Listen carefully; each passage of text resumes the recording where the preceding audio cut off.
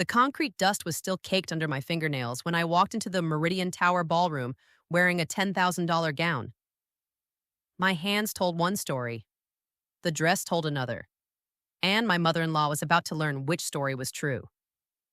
But let me back up 6 hours to the moment everything started falling apart.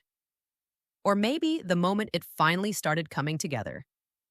My name is Sloan Mercer, and I'm standing on a construction site at 4:47 in the afternoon, watching my phone explode with increasingly frantic text messages from my husband. The sun is setting over downtown, casting orange light across the skeletal frame of what will be a 42-story luxury residential tower.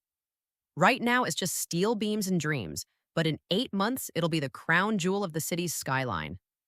I'm wearing steel-toed boots, a high-visibility vest over my work clothes, and a hard hat that says Principal Partner in letters too small for anyone to notice. My hands are covered in concrete dust, and there's a fresh cut across my palm from where I caught myself on rebar this morning. Attractive, right? My mother-in-law certainly doesn't think so. Another text from Grayson buzzes through. Mom is losing her mind. Where are you? 3 question marks. That's how I know he's actually worried. I glance at my project manager, a woman named Talia, who's been with me for 5 years. She sees my expression and shakes her head. Go, she says. I've got this. It's just your mother-in-law's charity gala, not like it's important or anything. The sarcasm is thick enough to pour. Talia knows exactly how Vivian Hale treats me. Everyone on my crew knows. They've watched me take phone calls where my own husband tells me to just try harder to fit in with his family. They've seen me show up to site meetings with red eyes after another Sunday dinner where I was treated like the help. It's at 7, I say, checking my watch. I have time. Sloan, Talia's voice, goes serious. You're going to show up covered in dust to Spider, aren't you? I smile. I'm going to show up on time. If I happen to have some honest work residue on me, well, that's just authenticity. She laughs, but there's concern in her eyes. One of these days, you're going to have to tell them. Tell them what? That you're not just some grunt with a hard hat. That you own 48% of this company? That this building we're standing in? She gestures to the tower rising behind us. That you designed it. That the gala they're throwing tonight is happening in a venue you literally built from the ground up. I look at the Meridian Tower, this massive structure of glass and steel that started as lines on my drafting table 3 years ago. The building that will host 300 of the city's wealthiest people tonight, all of them gathering to celebrate my mother-in-law's charitable works. None of them knowing that the charity's biggest donor, the mysterious, anonymous benefactor who's given $2.3 million over 3 years, is the woman Vivian Hale calls construction trash behind closed doors. Well, sometimes behind closed doors, sometimes right to my face. I'm not ready to tell them, I say finally. Not yet. Talia gives me that look, the one that says she thinks I'm making a mistake, but loves me too much to push. Your call, boss, but tonight might get ugly. She has no idea how right she is. I met Grayson Hale 6 years ago at a networking mixer for young professionals. I'd just made principal partner at Ferro and Associates, the youngest person in the firm's history to hold that title.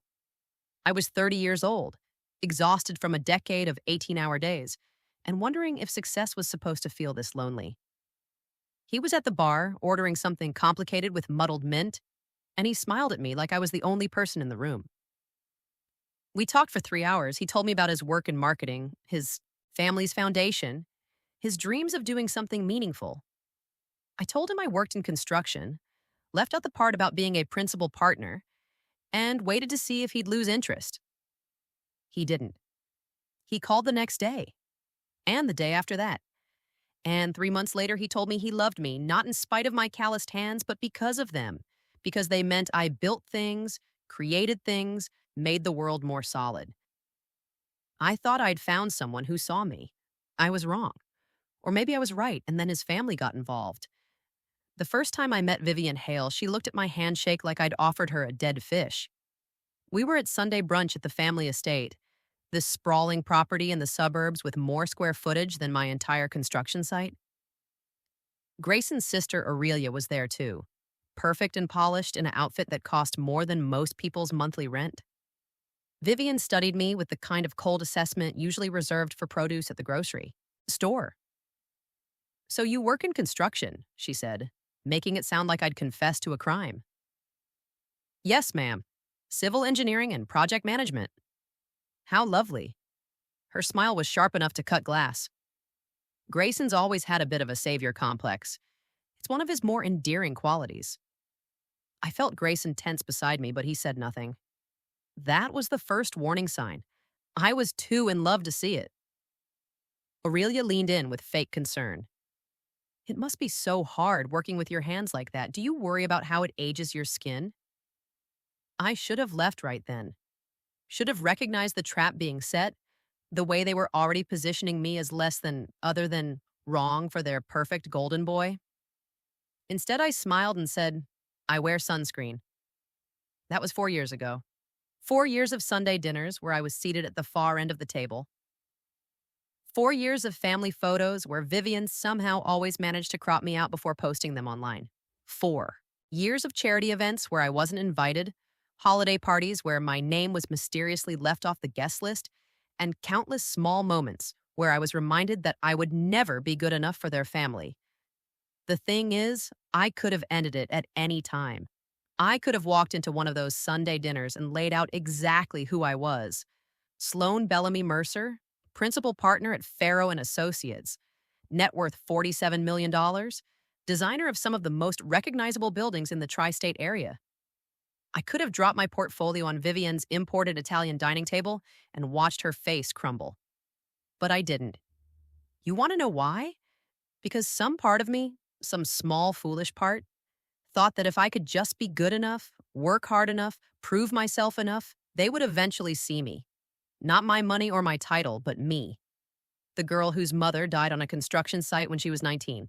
The girl who worked double shifts to pay for engineering school. The girl who still gets her hands dirty because she remembers where she came from and refuses to forget. I thought love was supposed to be enough. I thought Grayson loving me would eventually make his family love me too. I was wrong about a lot of things. By the time I leave the Meridian Tower site, it's 5:30 and I'm cutting it close. The gala starts at 7 and I still need to shower, dress, and somehow transform from construction foreman into society wife. It's a trick I've been pulling off for 4 years now. This constant code switching between the woman I am at work and the woman I'm supposed to be at home. My project manager once asked me why I don't just tell Grayson the truth. I didn't have a good answer then. I'm starting to think I do now. I drive home to our condo, a place Grayson chose because it was close to his office and his family.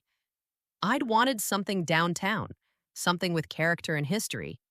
He'd said that wasn't really our style. I'd agreed because I was tired of fighting battles that never seemed to end. The condo is in one of those buildings that tries too hard to be modern. All glass and chrome and sharp angles, no warmth anywhere. I've been living here for 2 years and it still doesn't feel like home. My apartment before this, the one I bought with my first big bonus, had exposed brick and industrial windows. I could see 3 of my projects from the bedroom. I sold it when we got married because Grayson said it wasn't practical for starting a family. We haven't started a family. I'm starting to think we never will. Grayson is pacing the living room when I walk in. He's already dressed, black tuxedo fitted perfectly to his frame, hair styled with that effortless look that actually takes 30 minutes and 3 products to achieve. He looks like he stepped out of a magazine spread. I look like I stepped out of a cement mixer. Finally, he says, and there's more relief than anger in his voice. I was starting to think you forgot. I didn't forget. I dropped my keys in the bowl by the door, the one Aurelia gave us as a wedding present, with a card that said, "For your lovely home," in handwriting that screamed passive aggression. I was working. Sloan, we talked about this. Tonight is important to my mother. I want to tell him that tonight is important to me too. That the building where his mother's precious gala is being held wouldn't exist without me. That I spent 14 months of my life bringing that structure from concept to reality. Instead, I say, I'm here now. I'll be ready in 30 minutes. He looks at his watch, doing the mental math. Can you make it 20? Something in my chest tightens. I'll try. I head to the bathroom, already unzipping my work vest. Grayson follows me, hovering in the doorway like he wants to say something but can't find the words. This is how we communicate now, in awkward silences and unfinished sentences. My mother asked if you could sit at a different table tonight, he says finally. I freeze with my hand on the shower handle. What? Not a different table, exactly. Just not at the VIP section. She has some major donors she wants to impress.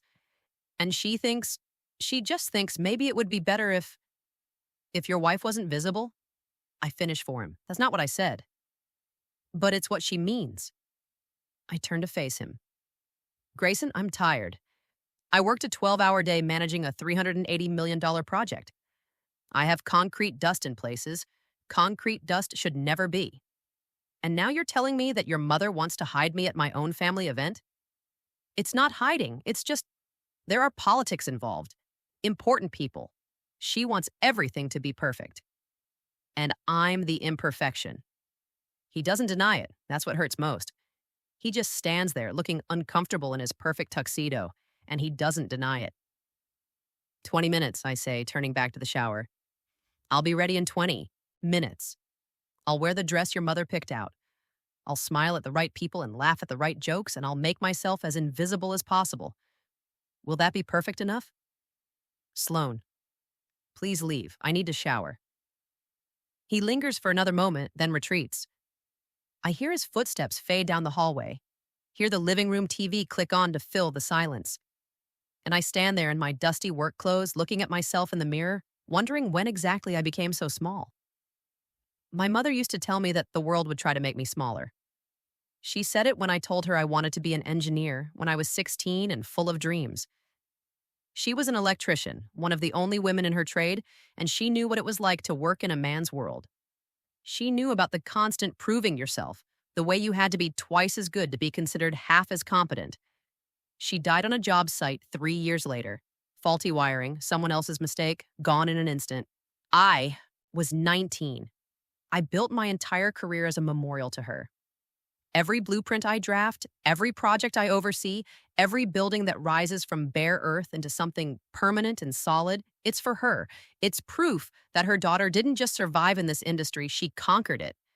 And now I'm standing in a bathroom, scrubbing concrete dust off my hands, getting ready to make myself invisible for people who wouldn't know a load-bearing wall from a curtain wall. The shower water runs gray for the first 2 minutes.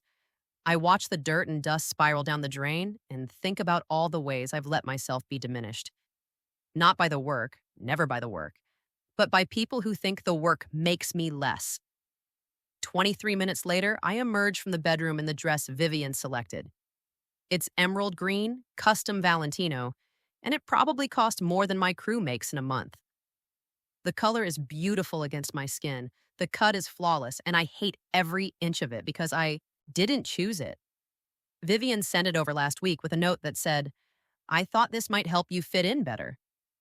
Grayson looks up from his phone and his face does that thing, that softening that reminds me why I fell in love with him in the first place.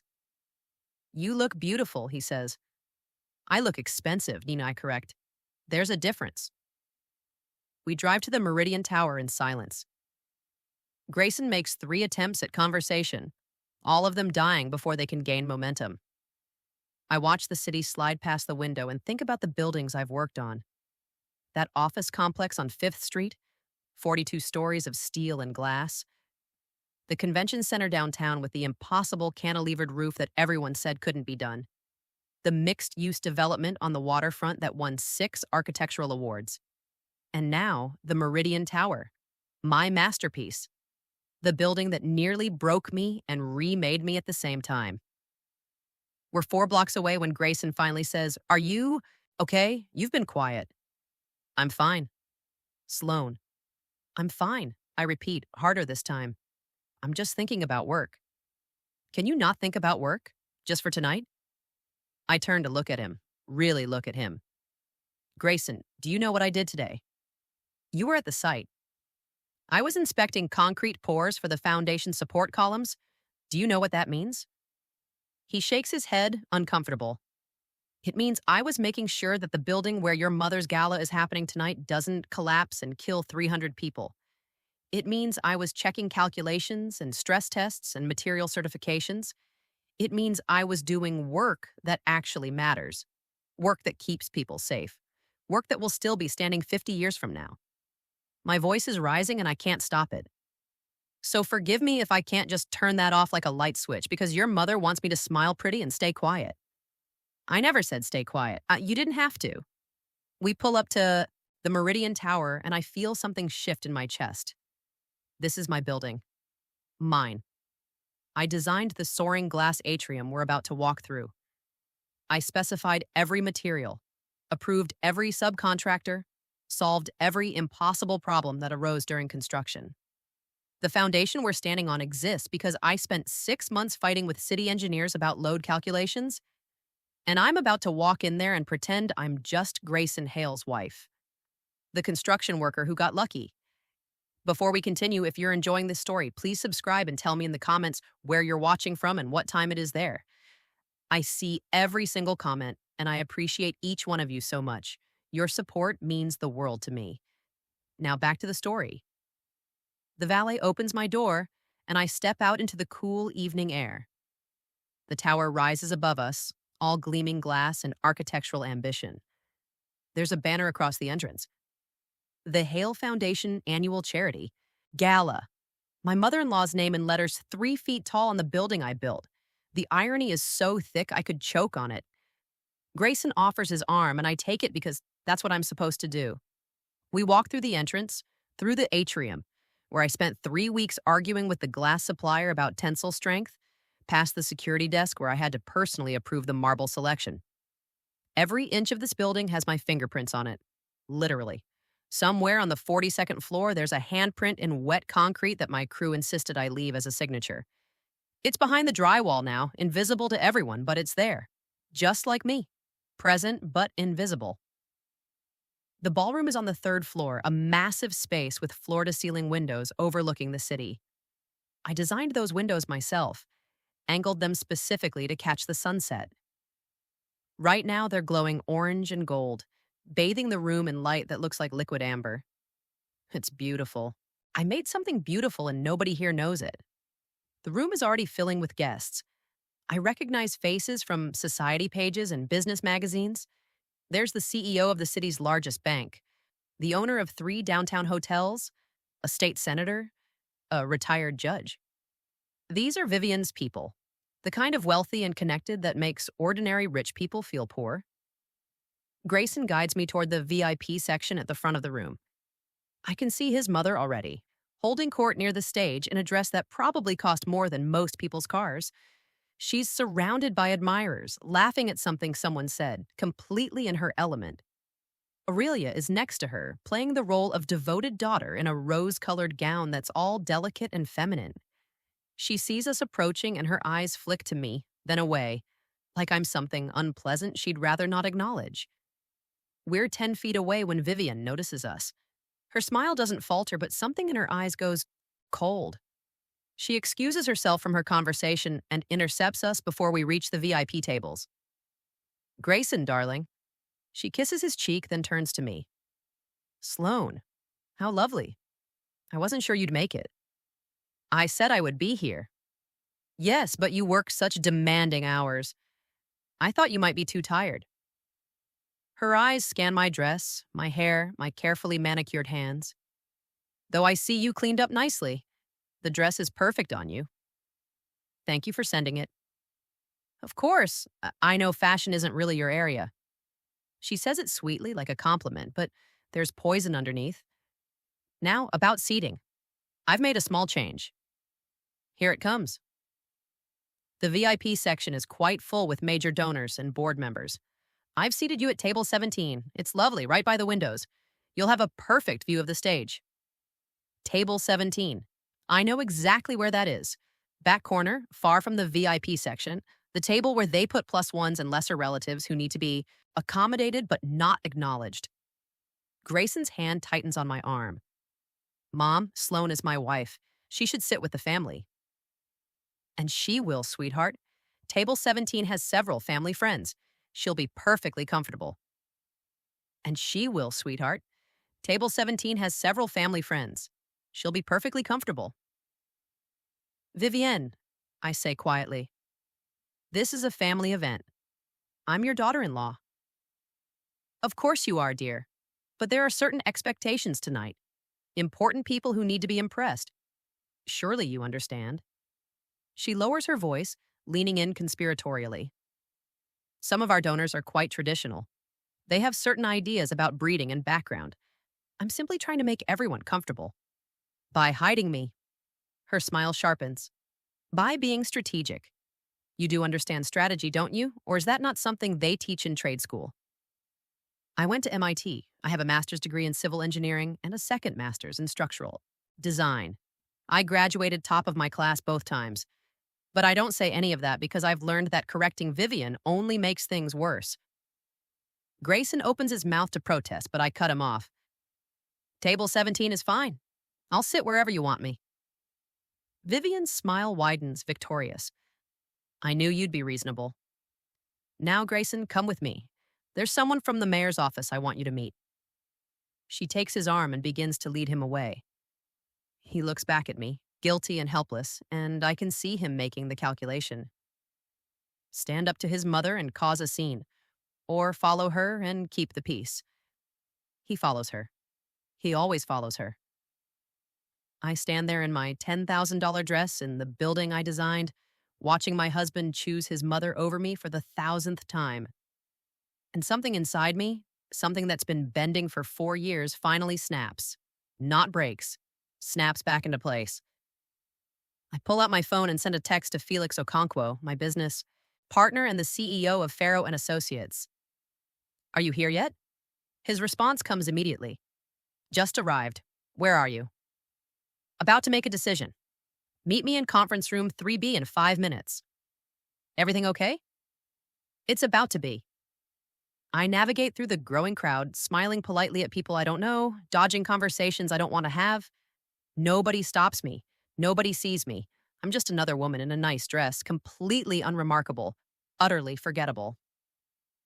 Conference room 3B is on the 3rd floor, down a hallway past the restrooms. It's one of 6 executive conference rooms in the building, all of them outfitted with state-of-the-art technology and furniture that cost more per chair than most people spend on their entire living room. I know because I approved the purchase orders.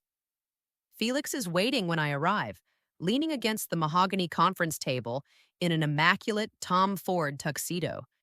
He's 53, tall and broad-shouldered with silver threading through his hair and the kind of presence that makes rooms go quiet when he enters. He built Ferro and Associates from nothing 30 years ago, and when he offered me a partnership 5 years ago, he told me I reminded him of himself at 30, hungry and brilliant and too stubborn to fail. He's become something like a father to me.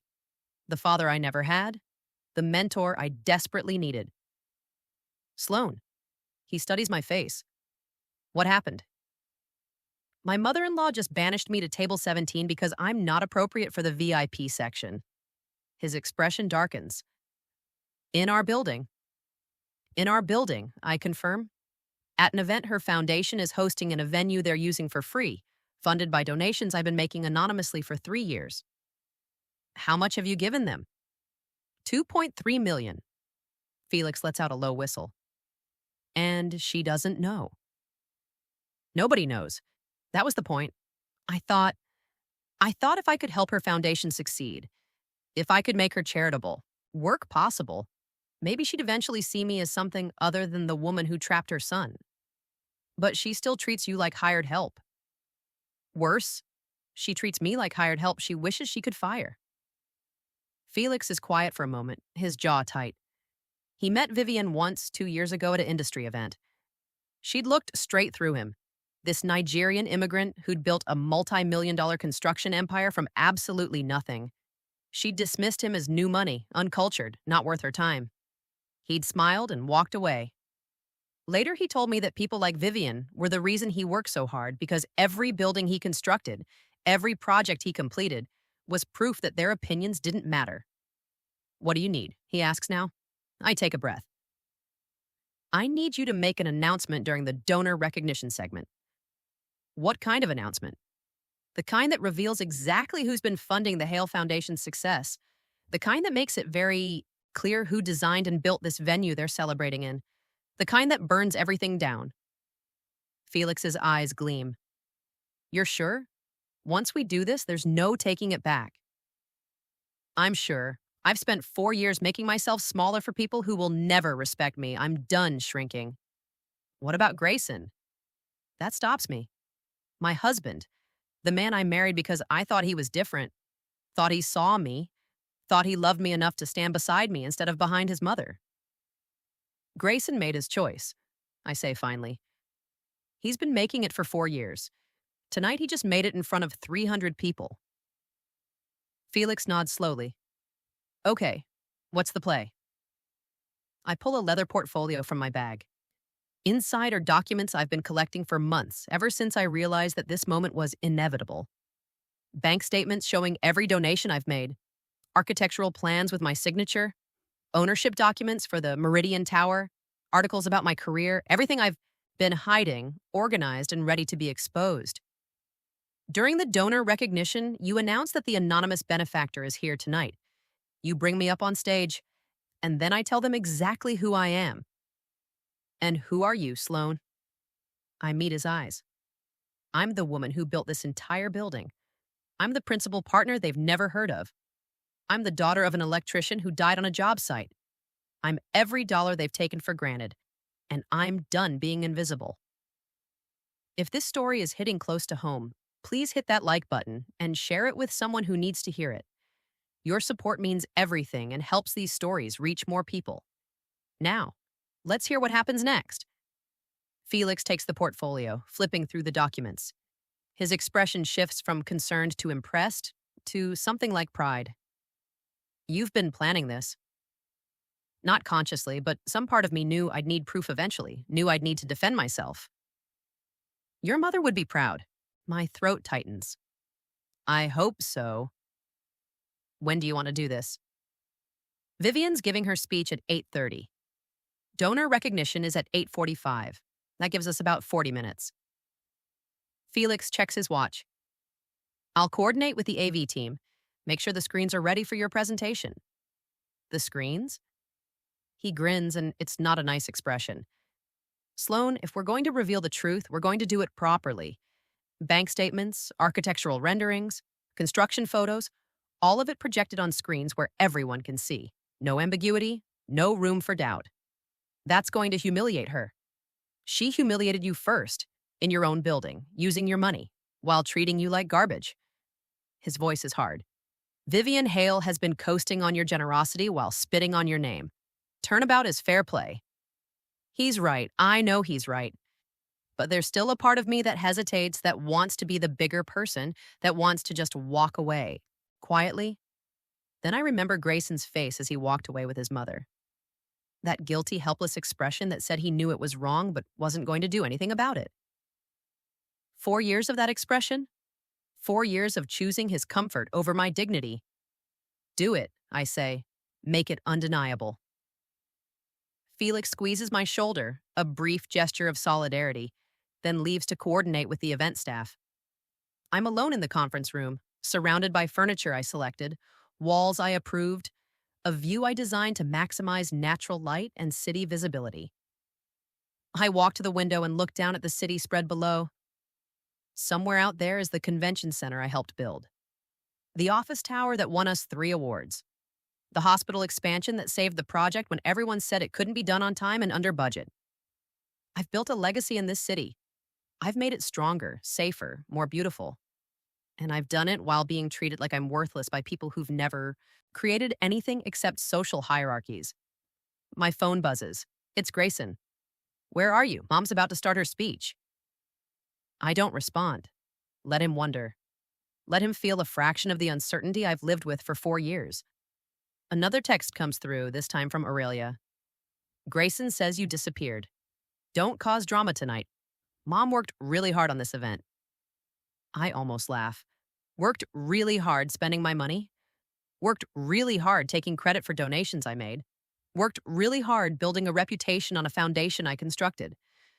I silence my phone and slip it back into my purse. Then I take a moment to fix my hair, reapply my lipstick, make sure I look absolutely perfect. Because in 30 minutes, I'm going to walk back into that ballroom and detonate the truth like a bomb. And I want to look flawless when I do it. The ballroom has filled completely by the time I return. 300 people in designer clothes, drinking expensive wine, celebrating wealth, and philanthropy, and all the ways rich people convince themselves they're good. The noise level is tremendous. Voices layering over voices, laughter and clinking glasses, and the string quartet playing something classical in the corner. I spot Grayson near the VIP section, scanning the crowd. He sees me and relief floods his face. He starts toward me, but I turn away, moving to table 17 where I've been exiled. The table is exactly as mediocre as I expected. 6 people I've never met, all of them looking vaguely uncomfortable, the kind of guests who know they're not important enough for better seating. They introduce themselves, names I immediately forget, and make polite small talk about the venue. "It's such a beautiful space," one woman says. "Have you been here before?" "Once or twice," I say, which is technically true if you count the 400 times I've been here overseeing construction. "The Hale Foundation did such a wonderful job selecting it." I smile and say, "Nothing. Just wait." At 8:30 exactly, the lights dim and a spotlight illuminates the stage. Vivian Hale ascends the steps in her designer gown, looking like royalty, and the room erupts in applause.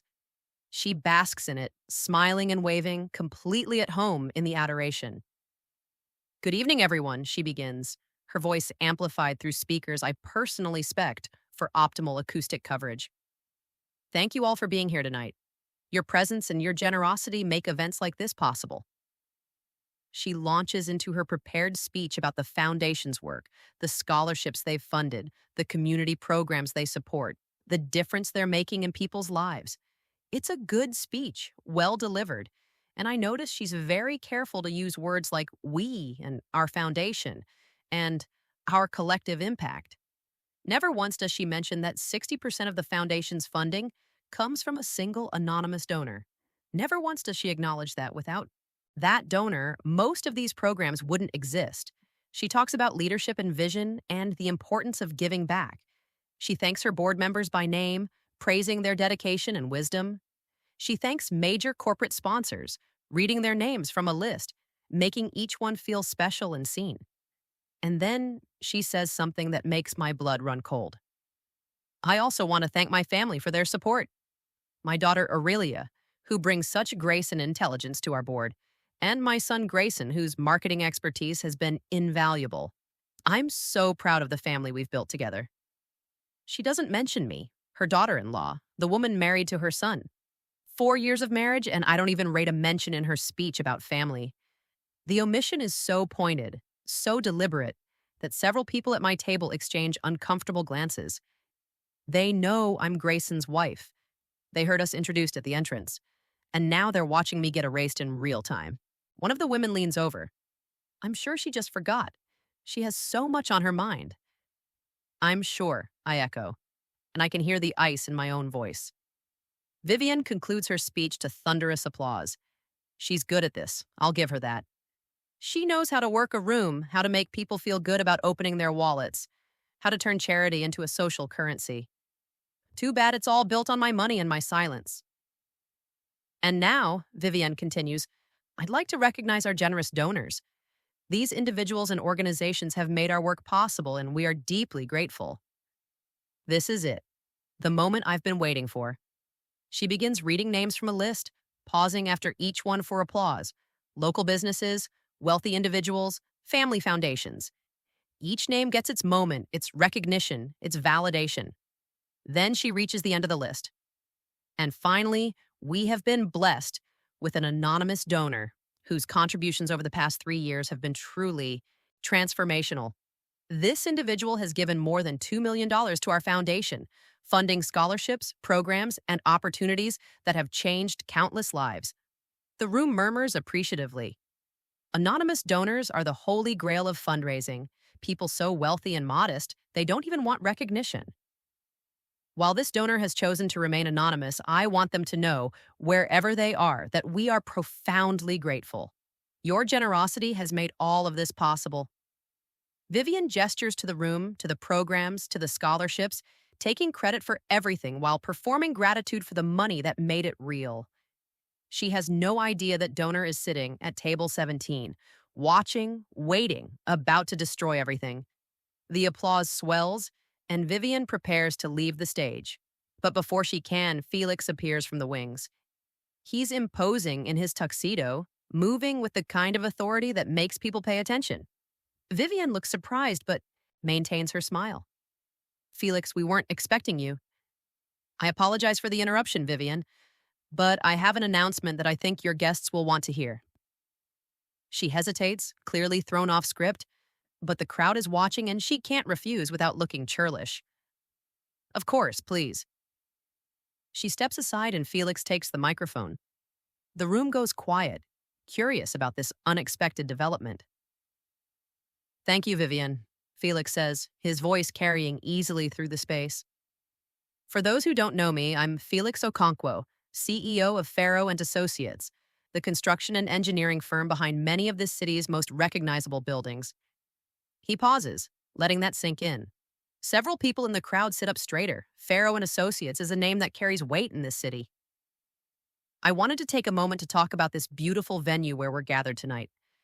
The Meridian Tower represents 18 months of intensive work, innovative design, and the kind of engineering that pushes the boundaries of what's possible in commercial construction.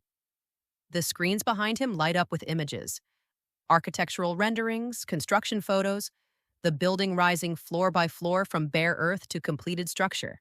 I recognize every image. I took most of them myself. Quick pause here. If you're on the edge of your seat right now, please subscribe and drop a comment. Tell me what you think is about to happen. I love reading your predictions. Now, let's get to the moment everyone's been waiting for. This building, Felix continues, was designed and built under the leadership of one person. Someone who spent 14 months of their life bringing this vision to reality. Someone who solved problems everyone said were impossible. Someone who is here with us tonight. Vivian's smile is starting to look strained. She doesn't know where this is going, but she's starting to sense it might not be good for her. I'd like to invite that person to the stage now, Felix says. The principal partner of Ferro and Associates, the lead architect and project manager for the Meridian Tower, and the person who made this evening possible in more ways than you know. He looks directly at me. Sloan Mercer, would you please join me? The spotlight swings across the ballroom, searching, and then it finds me at table 17 in the back corner where I was banished. 300 faces turn to look at the woman nobody noticed, the woman who didn't belong, the wife who wasn't important enough to sit with her own family. I stand, my legs are steady, my hands aren't shaking.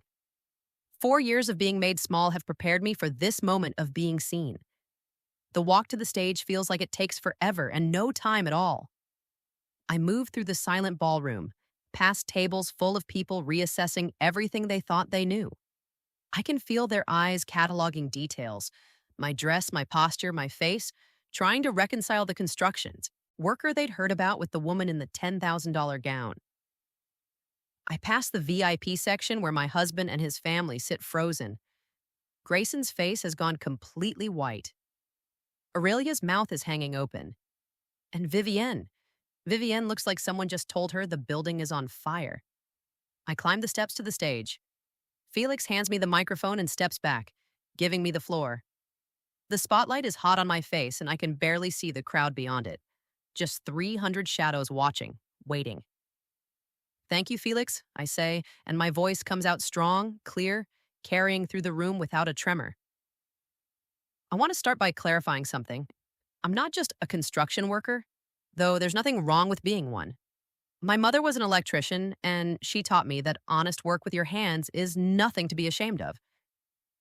I pause, letting that land. But I'm also the principal partner of Ferro and Associates.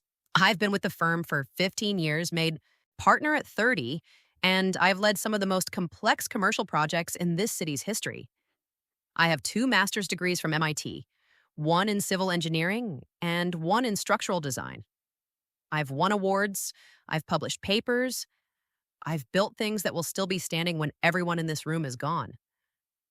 The screens behind me shift, displaying my credentials, my projects, my portfolio.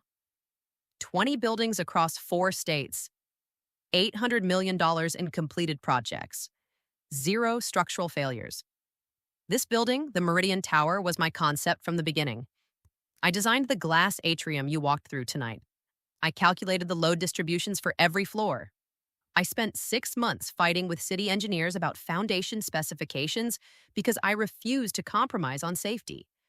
Those windows behind me are angled at precisely 43 degrees to maximize natural light while minimizing heat gain. I chose that angle, me. I can see people in the crowd. See, pulling out phones, taking photos, probably already searching my name. Good. Let them see the truth in real time. I also want to address something Vivian mentioned in her speech. The anonymous donor who's given $2.3 million to the Hale Foundation over the past 3 years. Vivian makes a small sound, almost a gasp. She knows. She suddenly knows exactly where this is going. That donor wasn't anonymous because they were modest. That donor was anonymous because they wanted to see if generosity alone would earn them basic respect and dignity. Spoiler alert, it didn't. The screens shift again, showing bank records, wire transfers, donation receipts. Every transaction time-stamped and verified. $2.3 million transferred from my personal accounts to the Hale Foundation over 36 months. I funded 60% of this foundation's operations, I say, and my voice is still steady, but there's steel underneath now.